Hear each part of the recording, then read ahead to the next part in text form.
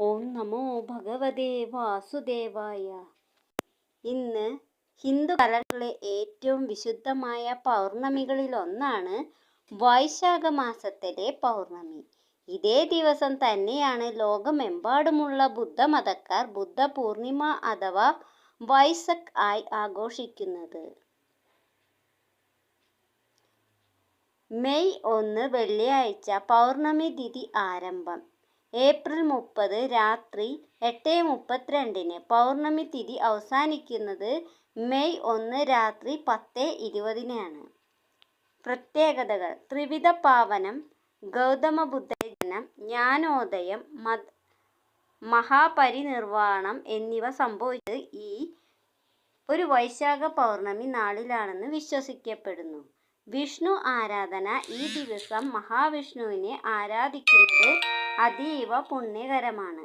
വിഷ്ണുവിന്റെ 9ാം അവതാരമായി ബുദ്ധനെ കണക്കാക്കുന്നവരുണ്ട്. പുണ്യസ്നാനം. ഗംഗയിലോ മറ്റു പുണ്യനദികളിലോ ഈ ദിവസം പുലർച്ചെ സ്നാനം ചെയ്യുന്നത് പാപമോചനത്തിന് സഹായിക്കുമെന്ന് വിശ്വസിക്കപ്പെടുന്നു. ദാനധർമ്മങ്ങൾ. അന്നദാനം, വസ്ത്രദാനം എന്നിവയ്ക്ക് ഈ ദിവസം വലിയ പ്രാധാന്യമുണ്ട്. പാവപ്പെട്ടവർക്ക് സഹായം നൽകുന്നത് ഇരട്ടി ഫലം നൽകും. അഹിംസ.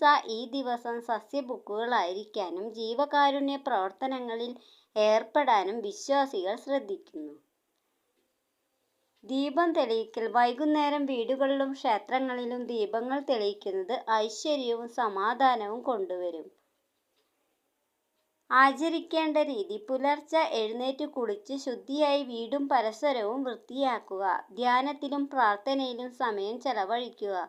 സത്യം, അഹിംസ എന്നീ പാതകൾ പിന്തുടരുമെന്ന് പ്രതിജ്ഞയെടുക്കുക. സസ്യാഹാരം മാത്രം കഴിക്കുക. പലരും ഈ ദിവസം വ്രതം അനുഷ്ഠിക്കാറുണ്ട്. ശാന്തിയുടെയും പ്രകാശത്തിന്റെയും ഈ പുണ്യദിനം എല്ലാവർക്കും ഐശ്വര്യദായകമാകട്ടെ. ഓം നമോ ഭഗവതേ വാസുദേവായ. സർവം കൃഷ്ണാർപ്പണമസ്തു.